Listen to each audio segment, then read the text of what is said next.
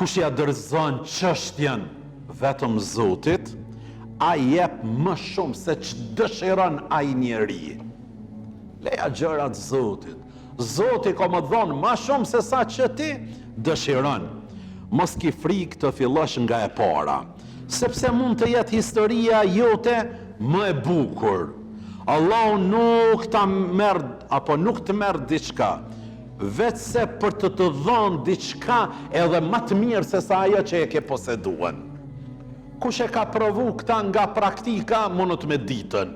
Mirë, po na shpesh edhe harrojmë se pothuajse që të gjithë kemi humb diçka që fort e kemi dosht.